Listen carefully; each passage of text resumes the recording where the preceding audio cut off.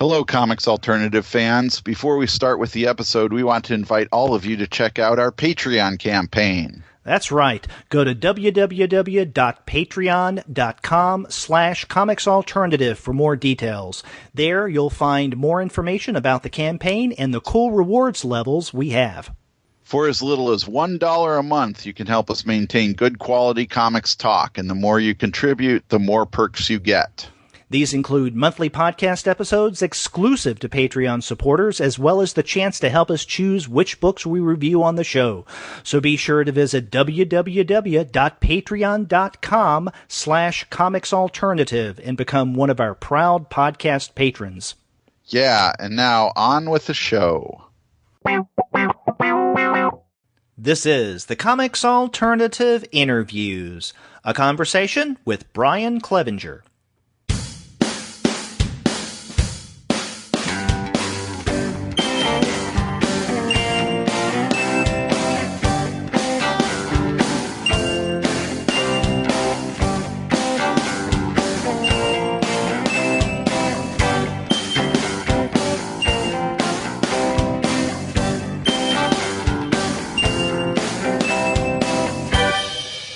Hello and welcome to another episode of the Comics Alternative Interviews. I'm Derek.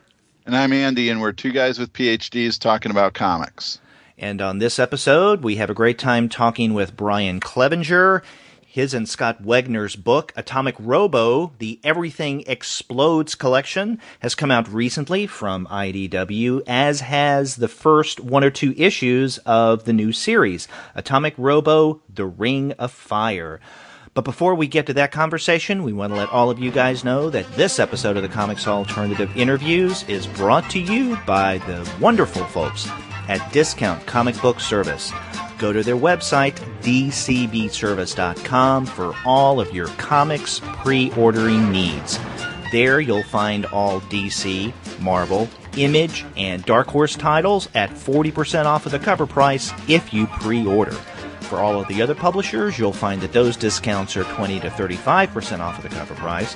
And every single month, you're going to find some wonderful specials. Sometimes those specials are at 45% off cover price. Sometimes 50% off cover price, but often you'll find discounts that are much more impressive than that.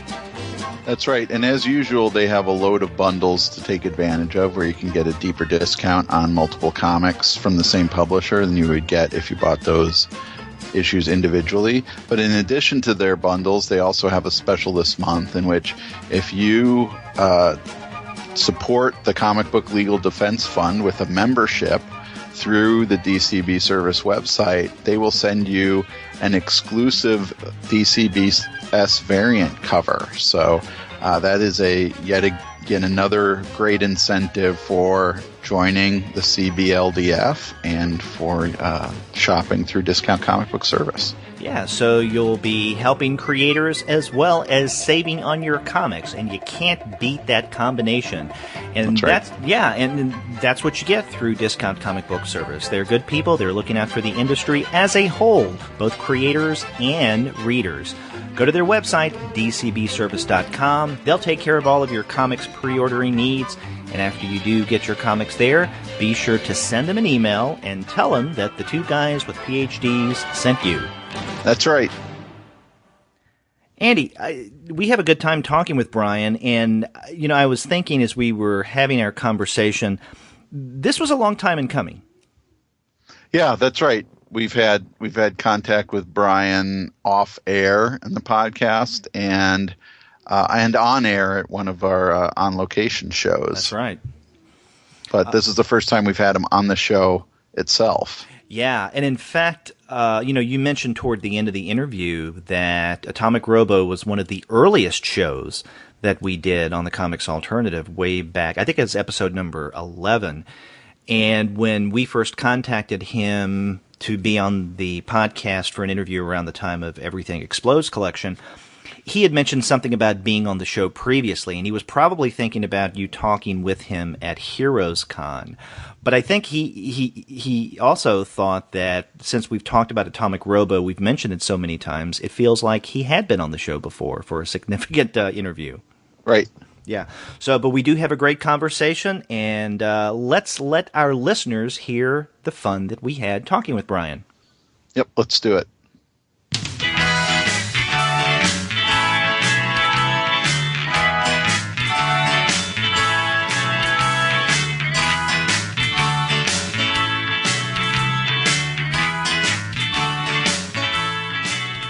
We're happy to have as our guest on the Comics Alternative, Brian Clevinger. His most recent works, plural, out of IDW, the collection Everything Explodes, and then the first issue of Atomic Robo, The Ring of Fire, was just released a few weeks ago. Brian, thank you very much for being on the show. Oh, thanks for having me. One of the first things I wanted to ask you, Brian, is your recent move to IDW. I know that you and Scott announced at the beginning of this year that you were taking Atomic Robo online, and then several months ago we see solicits in the IDW section of previews. And so what brought about this relationship? That came as a fairly big surprise to Scott and I. For a number of years, we've been very happy with. We were very happy with Red 5. I've worked with a variety of publishers in my short career, and I can list. There's 3 companies that have paid me, consistently, on time, and correctly: Marvel, DC, and Red 5. I don't think that we knew going in how other independent publishers could be. They're a little, not that they're shady, but I don't know.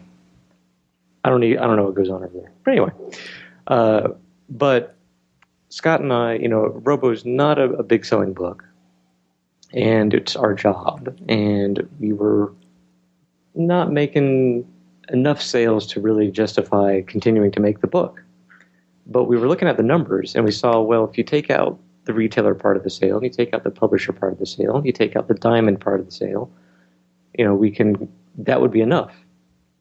So, my original work, 8-Bit Theater, we started on the web, and I knew that there was potential there, that we could take Robo from print, go directly to online, and just sell stuff straight to the customers, taking out all the other pieces of the sale pie that go to, the other parts of the industry. And we just saw that as our only real salvation, to get Robo content in front of the eyes of as many people as possible, as easily as possible, and then sell directly to whatever percentage of them, wants to buy the book. So that was our plan. That's why we went online. That's why we did the Kickstarter to, bring back every volume in hardcover, super fancy editions. And just one day out of the blue, we get an email from IDW saying, we think Robo should stay in print and stay in the direct market. I see Scott and I, we wanted to be in the direct market, but we just didn't see how we could do it. Because again, we had to take out the publisher part of the pie, so that would have put all the direct market stuff on our shoulders, and we can just barely get this book out. We're very good at writing comics and drawing comics, and we are terrible at everything else in the world. So we just knew that if we tried to do that ourselves, try to essentially be our own publisher and work with the direct market, there just aren't enough hours in the day. It would have been a terrible nightmare. So we thought, well, being out of the direct market is just going to be the price we pay for this new chapter in our life. But IDW said, well, let us know what we got to do to make that happen, to put you back into the direct market. So, we said, well, we would need this, this, and this from a publisher. And they said, okay, let's do it.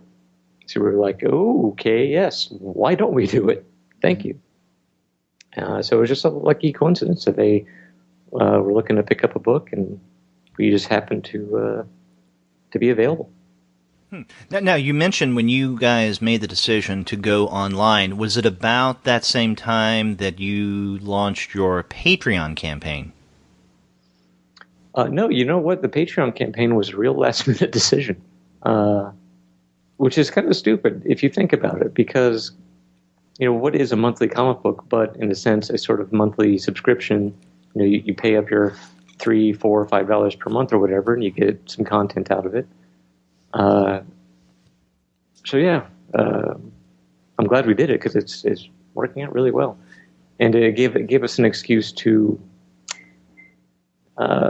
put out a bit more stuff that we always talk about, but we never find the time to. And now it's like, well, now we have to do that stuff because people are paying us to do it. Well, I was asking because I checked out your Patreon campaign right before we started the conversation, and you guys are doing really well. Yeah, we did not expect that. I mean, we thought, whatever, we'll get whatever we get is whatever we get, and that's cool.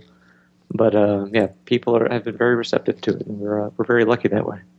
So, what can fans get through the Patreon campaign that isn't available through the print? Well, lately, Scott has been drawing almost daily Transformers fan art, including his own made-up characters, and I make fun of him for it every day. We also post some behind-the-scenes stuff. Very recently, Scott just showed off a page from, I think it's issue 4 of the current volume, just the line art, but it looks amazing. Mm-hmm. And we just extra bonus features, like sometimes I'll write little short stories, or patrons get like the first or get priority when it comes to stuff like letters columns. We go to them first, and whatever they ask, that's probably going to get answered, in the print comic or online. And then we go to the non-paying people. So yeah, just little. We also do a video or two every month. People get to watch Scott draw on whatever page he's working on, or maybe his most recent Transformers doodle, and answer questions or just goof off, make fun of each other or whatever. It's just a way to get a little bit more of an idea of just what we do. How we make this thing that presumably people like. One of the things I wanted to ask, if we're get into the current volume of Atomic Robo, The Ring of Fire, which is volume 10, is that right? Yep. So up until about volume 8, which is the Savage Sword of Dr. Dinosaur, Atomic Robo had been following a pretty set kind of pattern of one story arc set in the present, one story arc set in the past, and each being kind of independent of one another. But with the Savage Sword of Dr. Dinosaur, that seems to have changed, so that while the following one, was it the Knights of the Golden Circle, is technically set in the past, there is a clear continuity from Savage Sword of Dr. Dinosaur through that to now the Ring of Fire. So can you talk about kind of changing up Atomic Robo? Was that a plan that you had from early on to start building in more continuity in this way late into the series, or did that come up later? Yes and no. For one thing, if you look at Atomic Robo from Volume 1 through even Volume 10, you'll see that at first, especially the first volume, it's all done in ones, really. It ends on a two-parter, but even that one is kind of two different one-part issues. The second volume, again, they're all done in one. They're a little bit more connected because they're all thematically tied to a fairly brief moment during the European theater of World War II. But it's still largely done in ones. Volume 3, again, they're all single stories, but they're even more tightly connected than in Volume 2. And then in Volume 4, again, it's single stories. In Volume 5, we finally do like a full, this whole volume is one continuous story. So we've slowly been building toward the idea, or maybe just slowly gaining the confidence, and sort of building up the critical mass of background continuity where we could step foot into a larger narrative. And now you'll notice through that those early volumes and through even more recent ones, the volumes themselves are still standalone.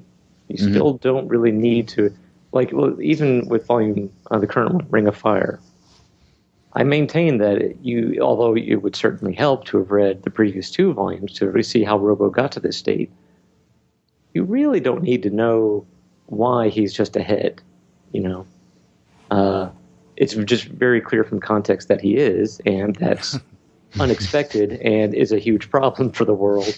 And as the series goes on, you'll see why. We need this guy around to fix problems in this certain way instead of being a jackass like these other guys. And even with the Old West one, like certainly it would help to know why this robot is in the 19th century. But really, I mean, it's comic books. The robot's in the 19th century. Now what? Let's see how this plays out. So it's been a challenge, but it is something that I think that I know that we were going toward this storyline all along. Specifically, the very first time we introduced Dr. Dinosaur, it's in that story where it's that free comic book day story, and Robo spends like a page or so debunking how Dr. Dinosaur could be a time traveler. The whole point of doing that was so that Dr. Dinosaur would eventually send Robo into the past. I don't know that it was not the plan that it would be part of this, grand, 3-volume arc, but that is how it played out. Now, you mentioned Dr. Dinosaur. He seems to be a fan favorite, and we get him quite frequently in free comic book day issues. How did your use and discovery of the popularity of Dr. Dinosaur come about? I mean, was he someone that did the reaction to him surprise you? I think so. Like, I knew that he would be a lot of fun. I knew that people would enjoy him because the whole point of Dr. Dinosaur is, all right, if you watch old Warner Brothers cartoons, and you certainly must, because only a maniac wouldn't. But Bugs Bunny always wins, right? He's a bit of a trickster, and he always wins. And if you think about it, Robo is the Bugs Bunny of his universe.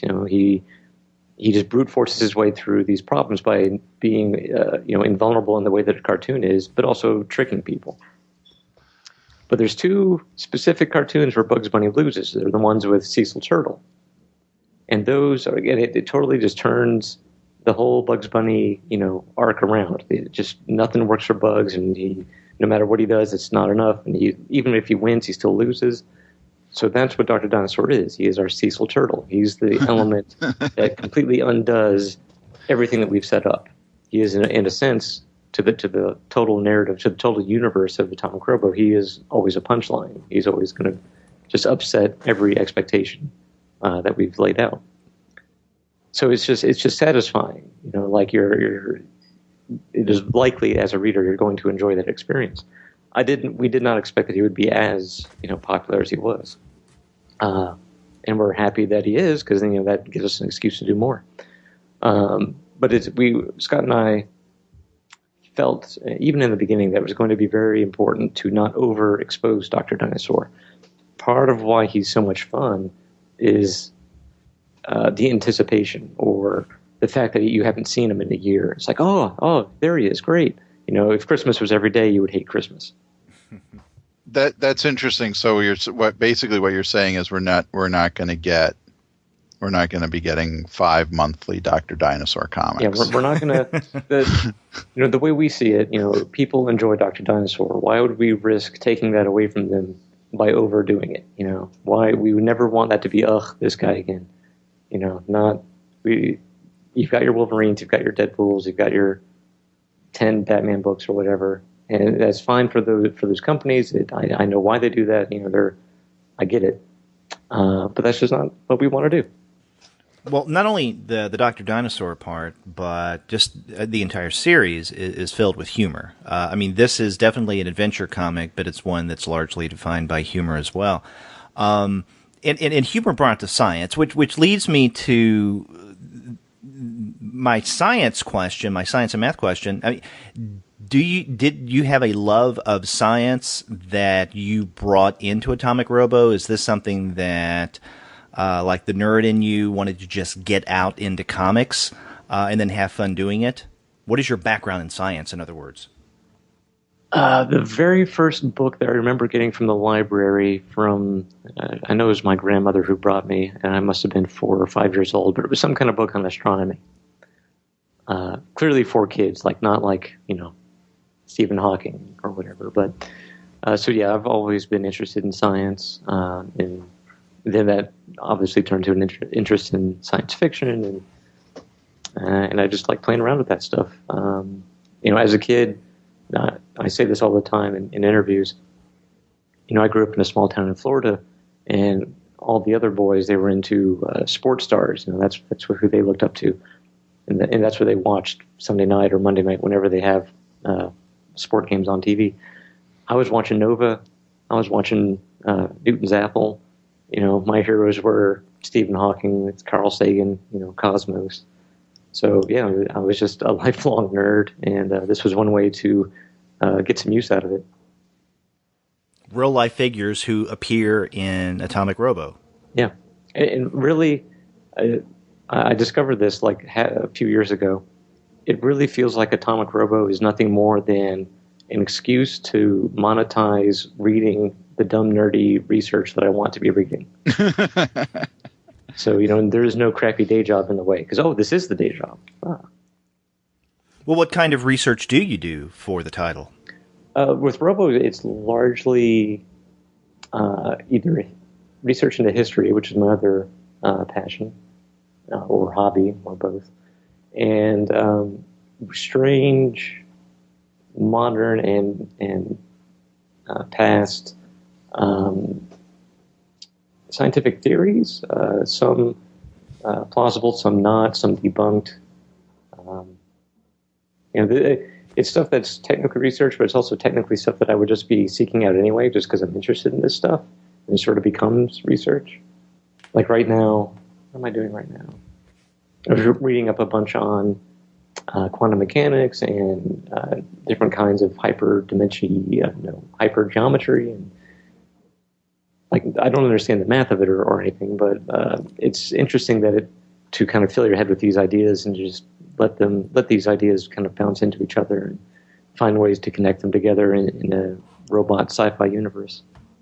That this is really interesting because for years since Atomic Robo first came out, when someone asks for a comic that they could give to a young reader just starting out, interested in comics, Atomic Robo is usually the first series that springs to mind. And so it's interesting that you bring in both Warner Brothers cartoons, which were a fixture of my childhood. Absolutely.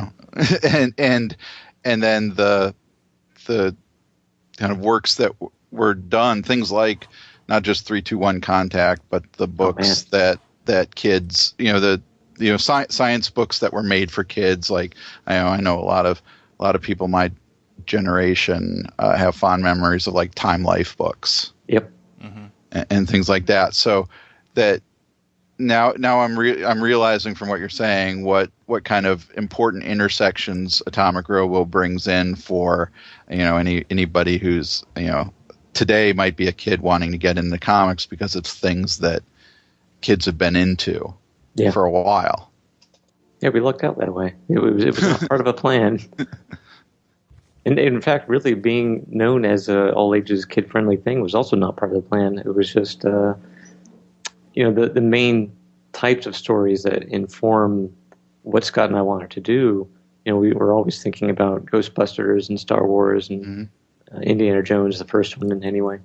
These were the movies of our youth, and other than Star Wars, those really aren't movies for kids. There's nothing in them that's terribly objectionable. There's some violence, but it's quite tame, really.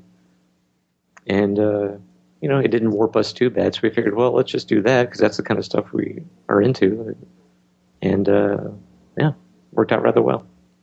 Well, this gets to as Andy alluded to, your audience, and you may not have intended for kind of an all age title, but that's how I see Atomic Robo, and I think this has a lot to do with what you and Scott have as your promise. And I was looking at your website, the no angst, no cheesecake, no reboots, no filler, and then a main robot punches another robot or maybe a monster. These are fun things, but there's also embedded in that promise a system that is going to appeal to readers regardless of age. And I know that's the case in my household. I've got a couple of kids, and especially my son. Now, he's starting this year his sophomore year of college, and so he doesn't read as many comics as he used to.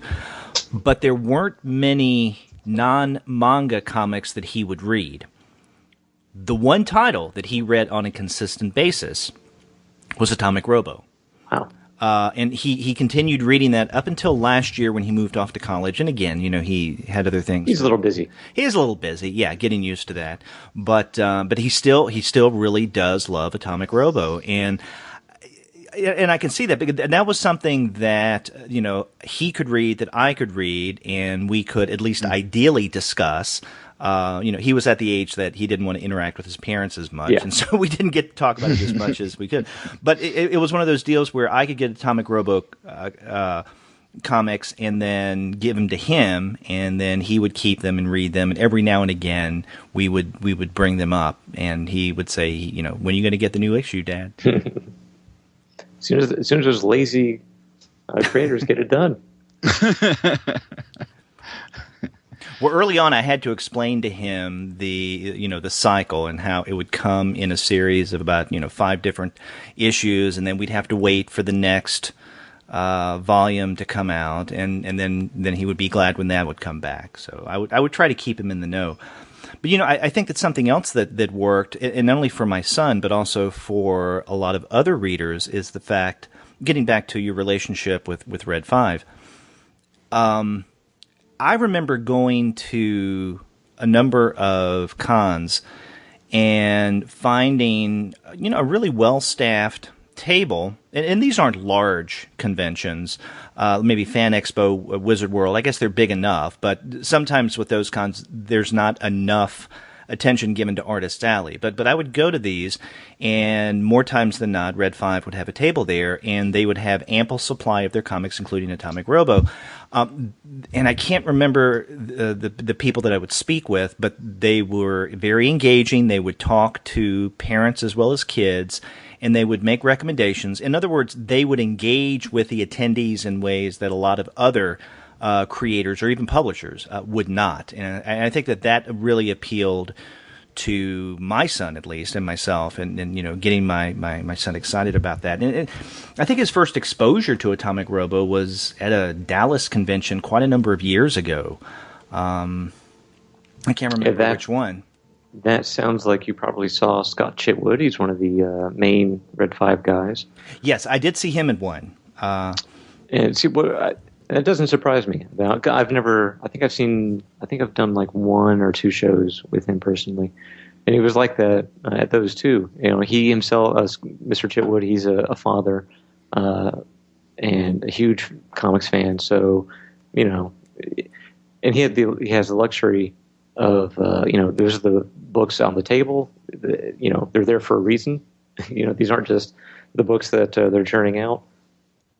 These are the ones that they chose to publish. So, they were going to, engage and, push them as fans as much as the guys who helped to put them there.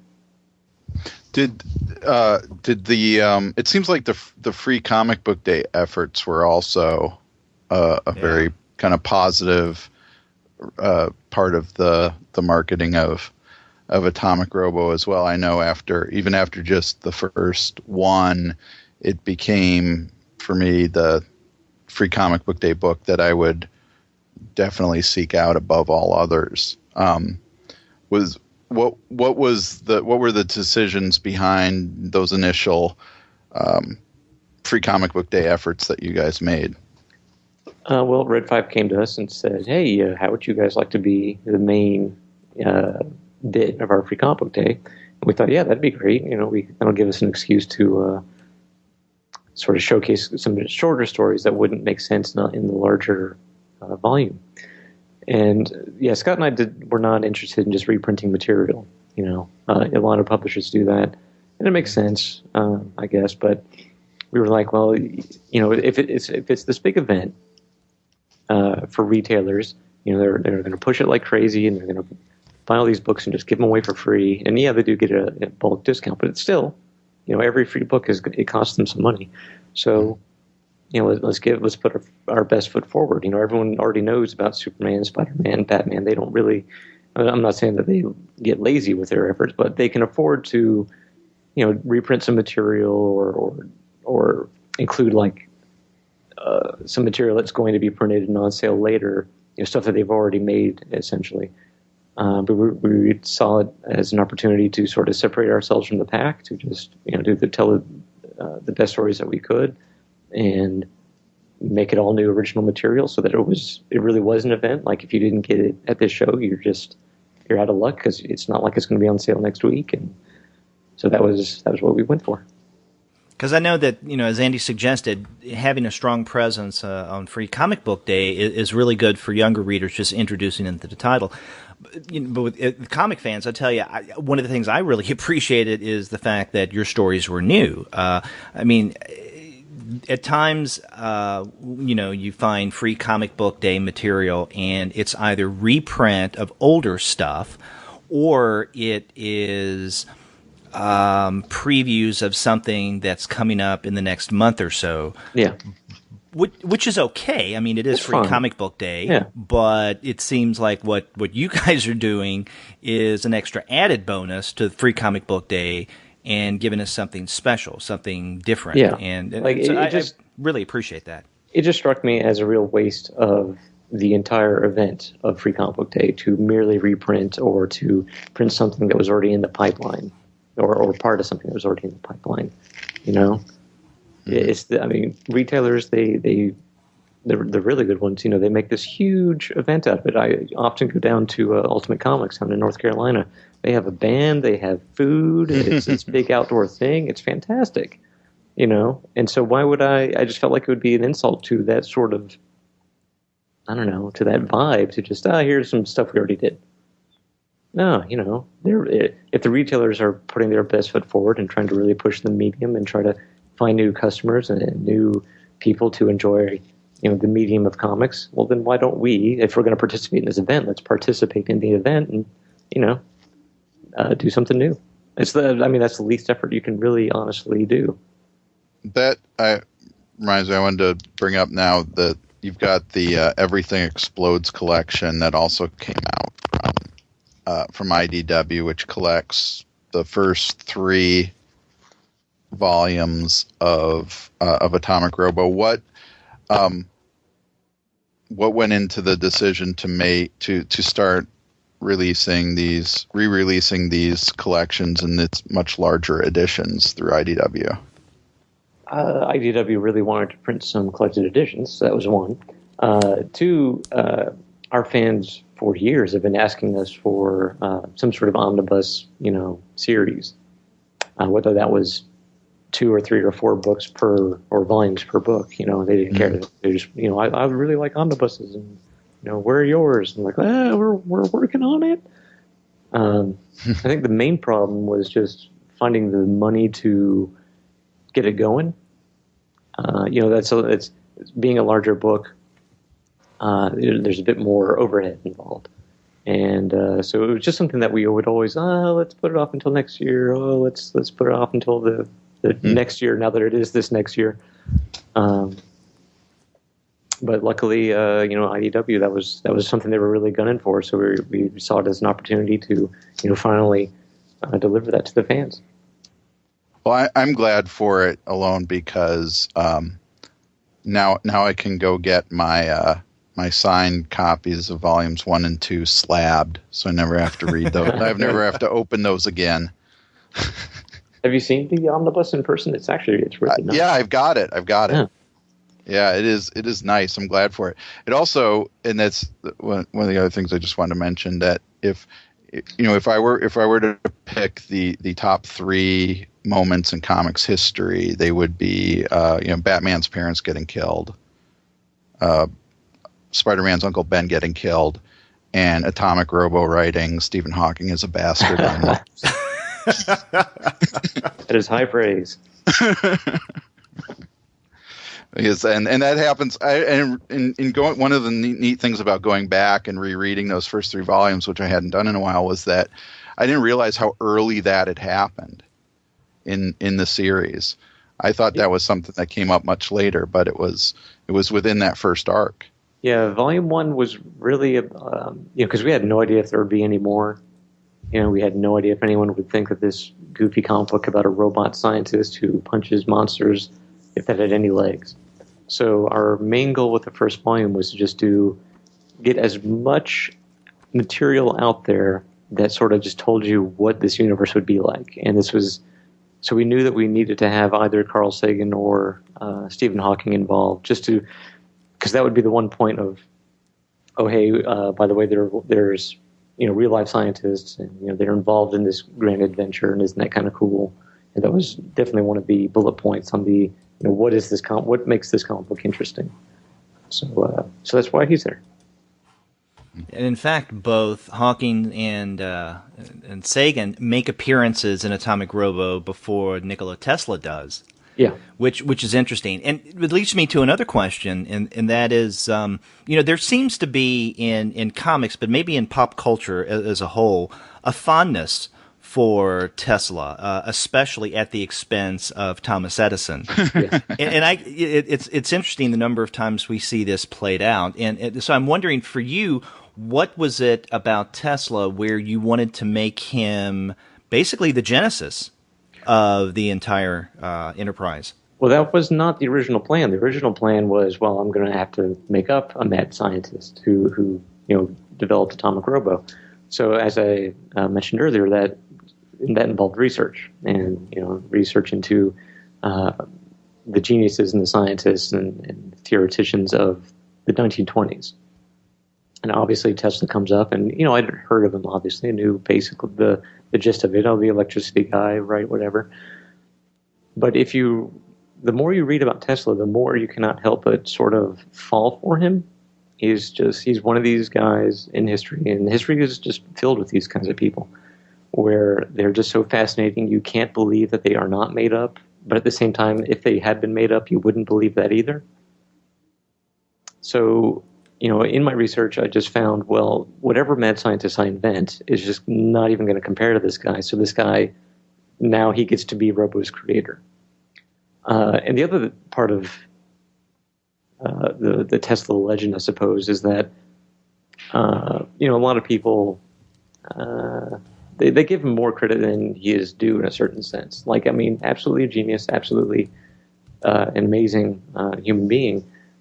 But he's still just a person. He's still fallible, and he didn't produce magic. Everything he did was based in real physics and so on. But it's easy to get caught up in the legend of Tesla, or in the mystique, as opposed to just learning about the person. And I suppose the contrast with Edison is that it's real. You can read about Edison, and again, it's just a fascinating person. You couldn't believe this guy was real. But also you wouldn't believe it if he was made up, and also a genius, perhaps in a different way, a bit more of a capitalistic way. And it's easy to kind of dislike him because he is such a industrialist, such a capitalist. But even so, I having Tesla as like the main science hero of his day in our book necessarily then pits him against Edison. And even when Edison is a villain, the main villain in our fifth volume, I tried to show him a bit sympathetic. What he's doing is the text says that what he's doing is dangerous, but we don't get that from an unbiased source. So he may have been motivated by truly altruistic intents, and not have been a dangerous lunatic. I kind of like playing around with that ambiguity. Because I was thinking of, by comparison or by contrast, Matt Fraction's The Five Fists of Science, where Tesla and Edison are big parts of it, and Edison comes across as quite evil in that title, so a little bit different. Also you have in Five Fists of Science is Mark Twain, who knew Tesla. Yes, and I would just become gaga if we saw Twain in an issue of Atomic Robo. Hint, hint. I'll do what I can. Unfortunately, I believe Mark Twain died before Robo was invented, but we did do that time travel, so who knows? Yeah. Maybe you can have some kind of prequel. And Mark Twain himself, who he wrote Connecticut Yankee, King Arthur's Court, is about time travel as well. Yeah, he's no stranger to time travel. Yes. So work him in some way. I'll see what I can do. Well, on the topic of Mark Twain, let me ask, what other historical figures might you work into Atomic Robo stories, or would that be giving a little too much away? Oh, Lord. I'm trying to think of what we have planned in the near future. Yeah, I hadn't really thought about this. For the next few volumes, we're not really dealing with real historical figures, but we are dealing with some historical characters, like people who do exist in real pop culture of the past, but not like League of Extraordinary Gentlemen, where it is explicitly, this, Frankenstein is this character in this book. More like people who. It's hard to explain. Yeah, we're just not really dealing with real historical figures for a few volumes. That's interesting. Well, there's the in Well, I'll answer. I'll keep answering the question. I'll keep babbling. There is a plan, however. I've been threatening to do this for a while, and it's kind of frustrating. We did two different series of short stories called Real Science Adventures. The first one's a bunch of short stories. Some of them have Robo, some of them don't. It largely fills in some gaps in some of our stories that we've already done, just showing what different side characters get up to or got up to before or after we saw them in the main book. Second one is about Tesla and his mad science action crew from the late 19th century before he built Robo.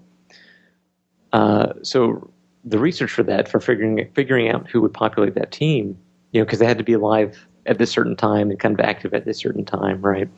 And you researching who would be available, you inevitably find people who were born too early, who would have been on Tesla's team 50 years ago before there was a Tesla, so they would have been on their own team, right? And so then you start thinking, well, who else would have been around? And then you keep accidentally going backwards, right? Because you just keep finding new and interesting people who didn't quite make the cut. So I have this terrible idea for a story where it opens on 50,000 BCE, and we sort of track the concept of action science through all of human civilization. And that would incorporate some historical figures. So yeah, that's stupid, but I'm going to do it. Well, one of the things that I love that you do that also really rewards what I just did recently, which is reading Atomic Robo from beginning to end, is how much stuff comes back later on that may have been just kind of a throwaway reference early on. And so something you just said reminded me of that, how Atomic Robo is, when we see him, especially as a young robot, is so into the pulps, and Ironhide is one of his favorite pulps. And so the fact that Ironhide kind of comes back in the 9th volume is a fun little callback, but you also kind of see the tightness of this universe that you're creating as well. Yeah, it was hard as hell to sit on that, to go out of our way to plant that picture of Ironhide way back in Volume 5, and to sit around for 4 or 5 years before the payoff came around to the readers. It's interesting because, with Atomic Robo, since we're not strictly a monthly book and we're not beholden to stockholders or the winds of the market or whatever, and changing creative teams and changing editorial fiats and whatever, it frees us to take the time to sit back and figure out, what the real history is. We don't have to reboot it every 3 years to make it make sense. Robo's alive in 38, and then he ages, and he's still alive in 2015, whatever. So once you have those broad strokes, there's a lot of room in between them to find ways to connect them and to drop hints that kind of go both ways in time, by which I mean, we know what order we're going to tell these stories in, but that's not necessarily chronological order. So we're constantly juggling references to things that are new to the reader but old to Robo, or things that are new to Robo but old to the reader, which is kind of confusing, but sometimes I dream with actual time travel in it, so I guess I'm the guy to do that. So the whole point of doing that is to reward rereading. We don't expect people to remember the Ironhide panel for 5 years, to hold that in their minds, hoping that one day it'll pay off. But if you're a fan of Atomic Robo and you happen to read the stuff more than once, you will find just a constant assault of these weird little throwbacks and throw forwards that you didn't notice the first time around. Well, on this topic, discussing your system of writing, and then you'd mentioned earlier, kind of in a loose way, potential plans that you have for future stories with Atomic Robo. As a writer, how far ahead do you plan both the larger storylines and also these little narrative bits that you would think that, you mentioned something in an earlier story, you have plans for it in a future story? I mean, how much of that do you map out and in how much detail, and then how much of it just comes to you in the process of creating the most recent story, let's say? I'd say it's about half and half. It's half planned and half stuff comes together. And the real trick is to make it look like it was all planned. Because then they think you're a genius. But no, the honest truth is that a lot of it just kind of comes together. Sometimes it's something completely unrelated that Scott says, and then he figures out, oh wait, we can actually connect that back to this other thing. And then I'm like, yes, let's do it. That's just part of the process. When you're dealing with something like Atomic Robo that is such where we've got over 1,000 pages of story now, and when it is purposefully done non-linearly, the structure itself just opens itself up to the opportunity to exploit these little call forwards and call backs and so on. There's one in actually all of Volume 8 sort of is one, in the sense that that's where Robo first mentioned Science City, this hidden bunker in Venezuela that the Nazis had their top secret space program. Like, what? What's going on here? And so, but then it just quickly diverges into this, Hollow Earth madness. But that is not the last we've seen of Science City. To Right. Robo in Volume 8, this is old stuff. He's already dealt with that. Oh yeah, it's just Science City. That's just the Nazi space program. Don't worry about it. It's whatever. But we'll see more of that. Basically, we'll see the story of why it's old to Robo now. You were mentioning discussing things with Scott. Now you and Scott have been working together for quite a number of years now. I mean, and that says a lot. So you guys are, this is you, Atomic Robo. In terms of the writing, how much? How does it come about? Is it something that you come up with and run it by Scott? Are things more conversational? Is there more back and forth in coming up with storylines or where you're going to take Atomic Robo next? Yeah, there's a lot of back and forth. It's lucky that we're just both into a lot of. There's a Venn diagram of our interests, basically, and there's a lot of overlap. And there's just enough not overlap on that it keeps things interesting, that we can kind of pepper the other's ideas with some alternatives and really bring out the best in both of us. Yeah, and as well, like even like volume 3, I think was maybe the most me of the volumes, only in the sense that it was that was because I had a very specific weird interaction with time for that volume, right? You know, it's these 4 or 5 separate stories, you know, that track Robo's life for a few decades as he encounters this weird monster that exists outside of the universe, which sounds complicated, but in actually reading it, it's very simple. But it was kind of over Scott's head in a sense. Like he got it, but he didn't quite get it all the way until it was like done and you could see, oh, this is how all ties together. But even in something like that, where I suppose narratively I had a lot of input, like he's still, you know, on every page, those are his lines, you know, his art. That informs so much of what the dialogue will eventually be. The entire personalities of all of the action scientists are basically what they are because of what Scott drew.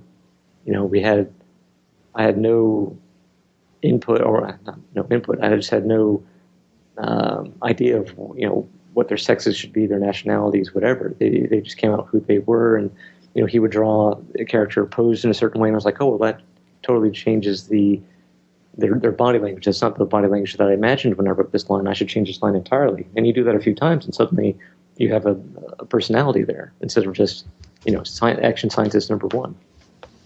So yeah, there is a whole lot of back and forth. It's to the point now where for years my scripts aren't really scripts. I feel they are highly detailed outlines with dialogue in them, and Scott knows he has total freedom to, you know, take that page any way he feels fit. You know, sometimes that sticks pretty close to what I've written down. Sometimes it diverges wildly. You know, if I didn't trust him to do that and to improve the work by doing it, then, you know, why are we working together? Well, it has been a great collaboration, and I've noticed, and I don't know if you can answer this Brian, or if this may be more of a question for Scott, but it seems like in Ring of Fire, which has, I think, 2 issues out at the point that we're talking here, that Scott's art has changed in some ways. Yeah, I would say it has definitely changed. This is the first volume where he has gone fully digital. Okay. I wondered about that. Yeah. So actually, you know, after he got through the growing pains of figuring out how to draw on the computer screen, because it's, you know, it's like any kind of change in tools. You have to completely change how you relate to, you know, that page, whether it's actual paper or photons. And so it sped up what he was able to do, and it opened up a lot of other opportunities for, you'll note his backgrounds are more detailed than they've ever been, because it's just easier for him to work on them on the computer. And so that also frees him up to, especially with the time issue, you know, he's able to, and the fact that one thing that was really holding him back that he felt on paper pages, that there's only so many corrections you can make before you're erasing a hole, you know, in the paper. On the computer, it's just, you know, Control Z, boom, it's gone. You can do it. You can do it 1,000 times. It doesn't matter. The computer doesn't care.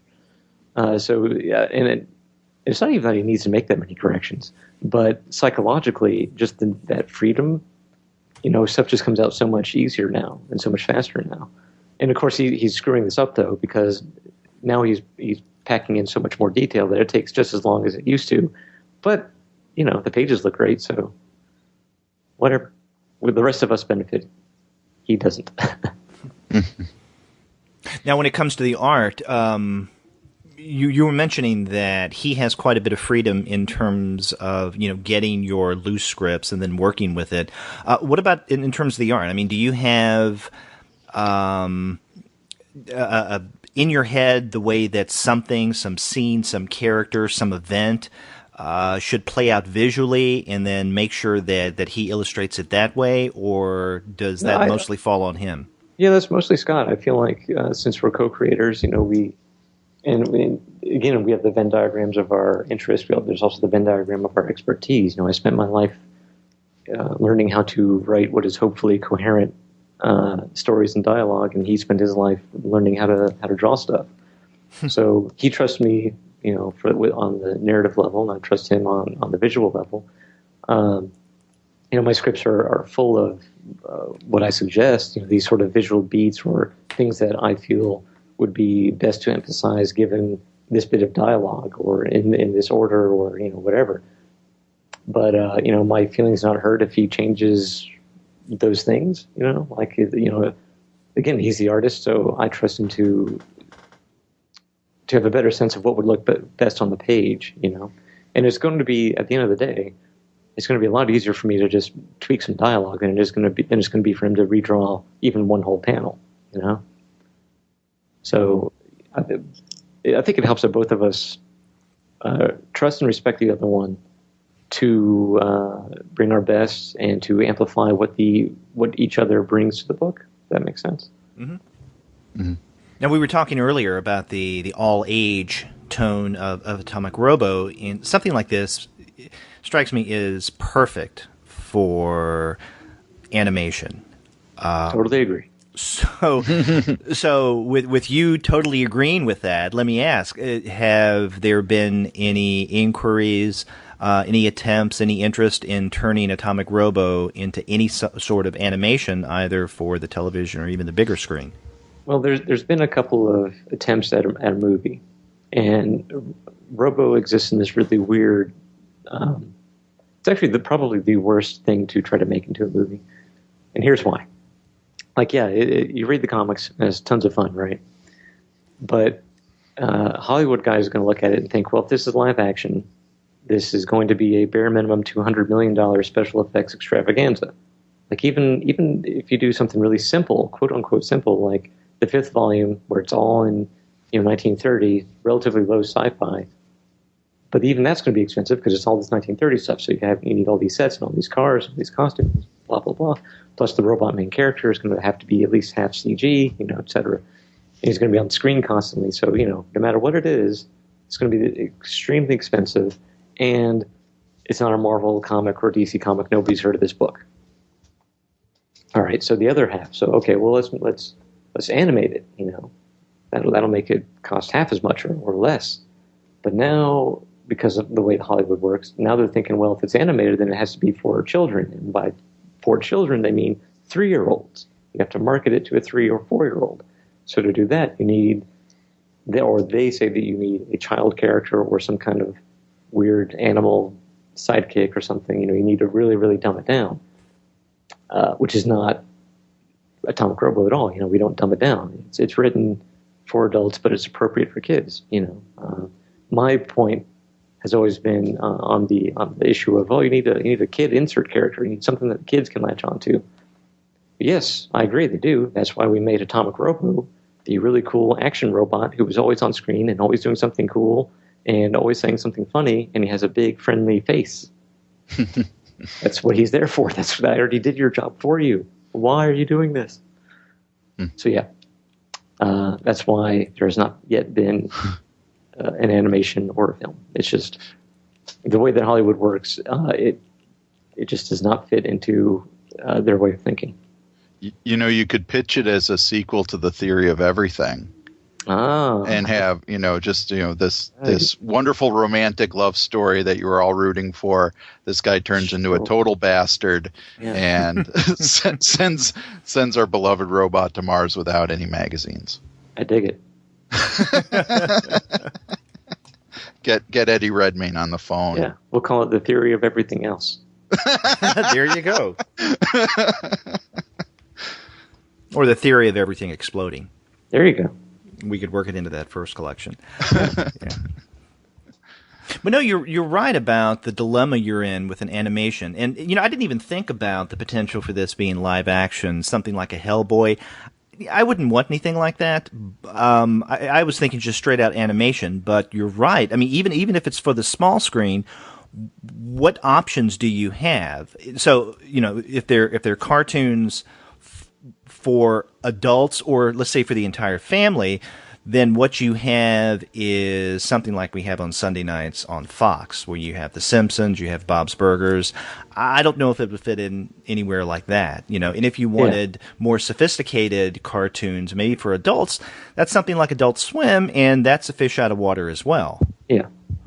So we simultaneously appeal to everyone, but I guess everyone except for executives who make these kinds of decisions, because they just, they look at a property like this and all they see are all the problems. And I sympathize because, if it were a live action thing, it would be absurdly expensive, and we don't have 70 years worth of cultural momentum to, justify that risk. And I get that they want to make it, if they want to make it as a cartoon, they want to make it kid friendly because that's what's safe. But I think that their definition of kid friendly and my definition of kid friendly are incompatible. Because at least with the conversations I've had with Hollywood executives, when they want to make it kid friendly, really what they want are slapstick and fart jokes and a little baby genius running around, and it's just no, that's not happening. And please never create an equivalent of Scrappy Doo. Yeah, that's what they want. So with the Everything Explodes collection just came out recently, right? Early September. Yeah. Yeah. So it may be early to ask this question, but is this a planned series of omnibuy for the next volumes? Yes, we definitely want to do more. That's all I know that I am safe to say. Great. Right. So we may expect maybe the next 3 afterwards at some point to appear. Because as Andy pointed out, they're great collections to have. Oh, yeah. They're very handsome. It's convenient. For some reason, in my head, I was thinking more that it resemble more those sort of essential collections. Those big Marvel, they're black and white. Yeah. Kind of whatever. I knew ours would be in color, but I was just thinking something that felt more like that. And I like those and all, but this thing, the Atomic Robo, the Everything Explodes collection, and presumably any future collection that IDW makes like this, it's just very solid. It's very, very satisfying in the hand. It is. It's very well made, and it's a paperback, but it's got quite a bit of heft to it. Yeah, it is very hefty. I like it. Yeah, and I have to say, Andy and I have commented on the Comics Alternative quite a number of times how IDW does an outstanding job with their collections. Yeah, I've got a couple. And now that you mention it, yeah. So I think for something like this that was definitely the place to go. So it turned out really well for everyone involved. Yeah, it's really funny because they, out of the blue, they sent us, oh hey, how would you like Atomic Robo to be published by IDW? And we just thought, well, all right, whatever. Here's what we would need for that to even make sense for us. If you can do it, that's great. If not, we understand. And so here we are, and we're published by IDW. It was like 2 weeks ago I realized, I didn't know this, that they are the 4th largest publisher of comics in America. That is not how we should have approached that business. We should have just, thank you, whatever, yeah, okay, whatever you need, we'll do it. Well, maybe they were really impressed by your response. I guess so. These guys must be great if they can just kind of halfway blow us off. Just deal of a lifetime.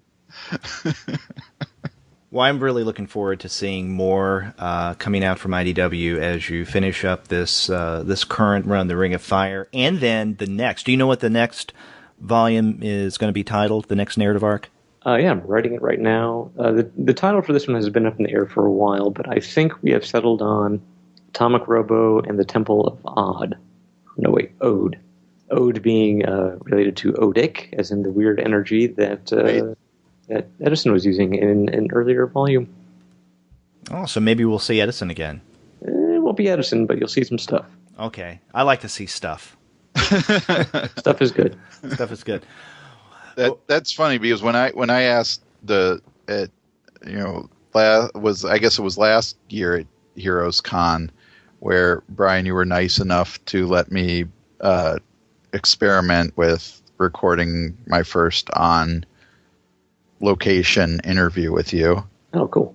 At Heroes Con, and I asked what upcoming titles were for the series, and you said you'd have to kill me. Oh, yeah, I changed that policy.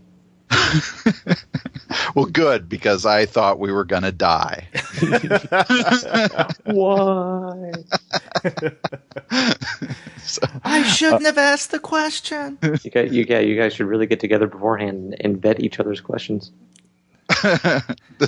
To make sure we don't have deadly questions. Yeah, see, that would suggest professionalism on our part, though. Oh, yeah.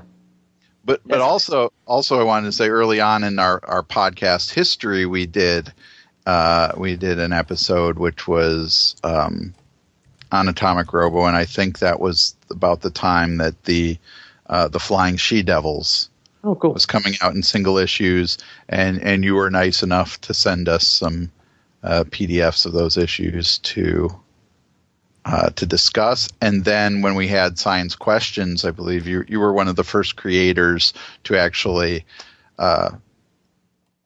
write to us without us soliciting in kind of correspondence to kind of answer the questions we had brought up on the podcast. So great. Really appreciated that.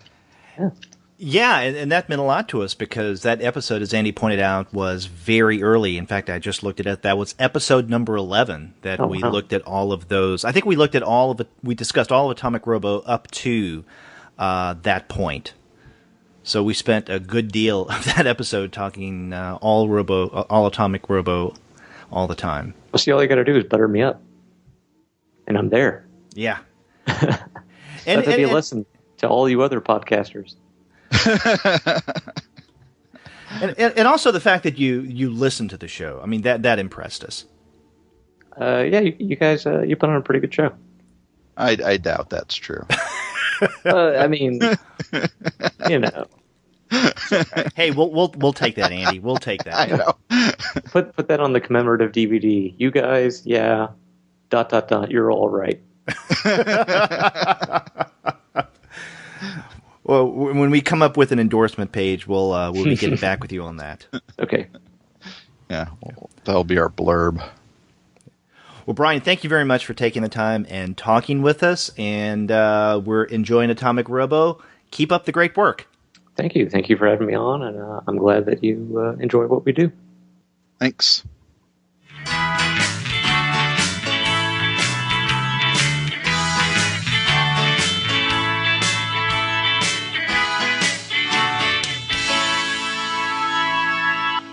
Yeah, so that was another fun interview. I've enjoyed talking to Brian in the past, and it was good to finally get him on the show and have a full length interview with him. Yeah, it was fun, and I'm really excited for him and Scott and what the kind of relationship that they have now with IDW. Because, as I mentioned in our conversation, they're one of the best publishers when it comes to nice collections, both paperback and hardbound. So I'm looking forward to future omnibus volumes of Atomic Robo and the past material. Yeah, that's right. And to get new material, too, through IDW, Atomic Robo has been really one of the most consistently good comics for the last, 10 years or so. Yeah. And so to see it, still coming out in print in the direct market through a great publisher like IDW is good to see. Right. It's a great match. And if you want to see the great match in action, then you head to the website of In Stock Trades. It's the sister company of our sponsor, Discount Comic Book Service. So if you go to InStockTrades.com and search for Atomic Robo Everything Explodes collection, you'll find that volume is 30% off the cover price. So instead of paying $39.99, you get it for $27.99.